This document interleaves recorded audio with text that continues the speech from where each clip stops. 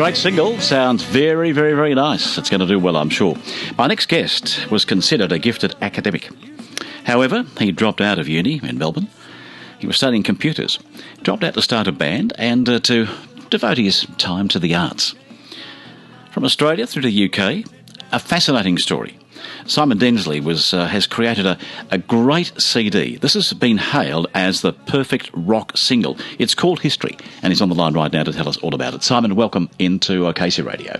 Hi, Lee. Thank you very much for that marvellous intro there. I couldn't have done better myself. Oh, okay. Well, I'll send you the bill. It's probably very high. I doubt it. It's great to have you with us, pal. Gee, you've started out at uni. You decided to throw all that away and do other things, and of course get involved in music. You've had this deep affection for music, haven't you? Over many years since you were a youngster, apparently. Oh, very much. I've always been into music. It's always been very important to me. I mean, I did try for a while. When I first moved over to the UK, I sort of tried to get a sensible job and try and sort of live a normal life, but I just couldn't quite give it away, you know what I mean? I think once you've got the arts and particularly music into your system, it's in the veins, you just can't get rid of it. Absolutely, yeah. You just can't. It's there. It's how I express myself, if you like. You know, without it, I'm missing a big part of my life, and I just needed to do something with that. So, I was reading that you had said once that you discovered that a song, particular songs in general, which could send you into a melancholic euphoria. Tell me about that. Yeah, I mean, the first time that happened, I think I was about, maybe about 10 or 11 years old. And actually, it was a song. My mum had a mixtape of stuff, and it was the Beatles' "Hey Jude," and it was the first time. And I just played it over and over again. I remember turning the volume way up and the bass way up, and it just affected me in that way. And since then, so many pieces of music have done that. I mean, there's a lot of Pink Floyd that still does that to me. And I mean, an Australian band from a couple of years ago. I remember. I don't know if you remember the band The Clouds. I mean, they weren't terribly well known, but they had a fantastic first album called Penny Century, and some amazing songs on that. And even that, I just put that on, and it was just like I just had to sit down. I just could not keep doing what I was doing while that was playing. It just got to you. It really did. And music does that to me, and that's what I wanted to be able to do.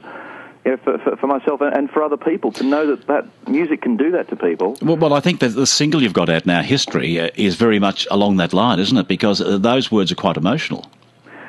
Yeah, I mean, there's a lot in there. It was it was more or less a stream of consciousness when I first wrote the lyrics to that. They just sort of came out without really a whole lot of meaning behind them. But it just sort of felt right, and it hung together, and it sounded good, so I went with it.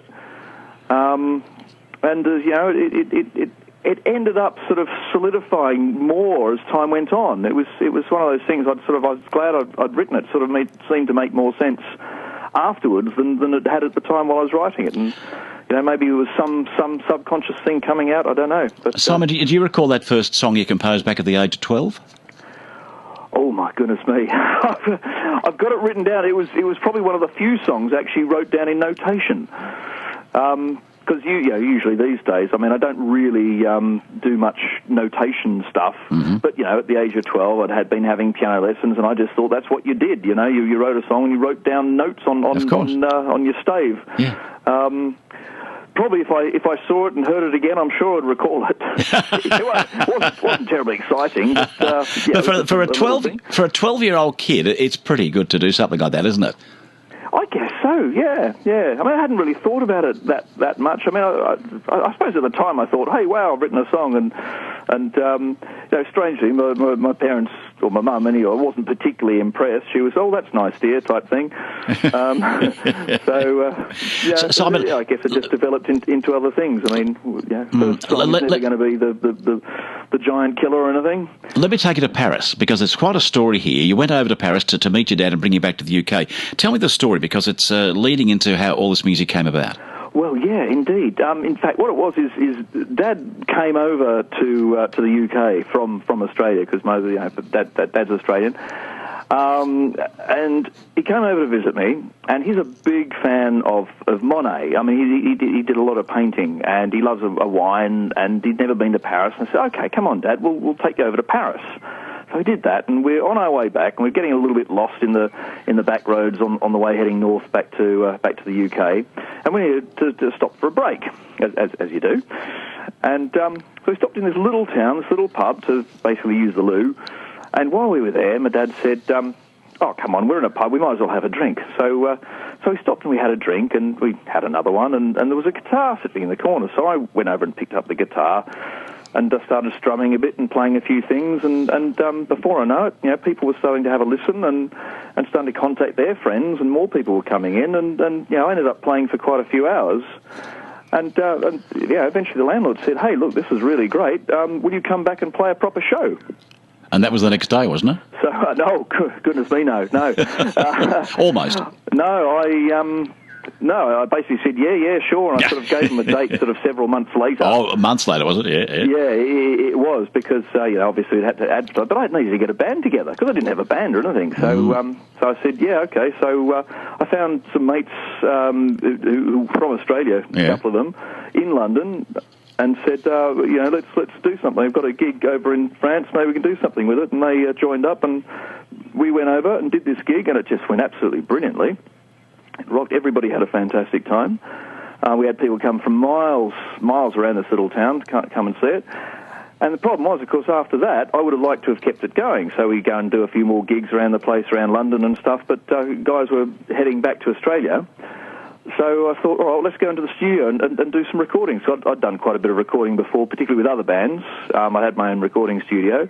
Said, okay, well, let's get the stuff down. So we did, and that's what led to the track you've just been hearing just now. So history, yeah. And a few others, yeah. So it's an inspiring sort of story. It really is. You talked to, on one of the items I was reading about you, about recording being so expensive and how you had to rent out, I think it was your unit or your bedroom at one stage, to make ends meet. Yeah, well, I was living in a house. This is up in North London. We had basically, at that time, I was paying the main rent for the house, and I was renting out the bedrooms.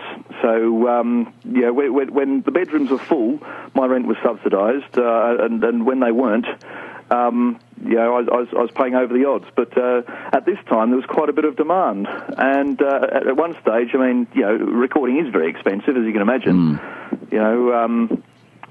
And somebody wanted to move in. I didn't have space for them. I said, I'll tell you what, you move into my bedroom. I went and slept in the lounge for a couple of months, just to try and make that bit of extra money so I could keep the recording going. Who inspires you? Sorry? Who inspires you? The music that I was talking about before, saying the stuff that just puts me into that state, Pink Floyd, some of the amazing stuff that, say, Led Zeppelin did, Queen, the great bands, if you like, the amazing bands that you just don't really see anymore, unfortunately. What about Jeff Buckley? Yes, yeah, he's definitely one. What he does, with acoustic guitar and his vocal is absolutely amazing, but... like his first album, Grace, the first two songs on that, just if you listen to the chord structure, what he's doing there, it's quite unusual. He's playing lots of semitone chords, going one up to the next up to the next semitone, which is not a normal thing in rock music. And I love that sort of stuff. The slightly unusual stuff that just works and sounds seamless, but when you analyse it, it's really unusual and different, and I love that stuff that he did with that as well. Simon Densley, what's next for you? Sorry? What's next? What's next for you?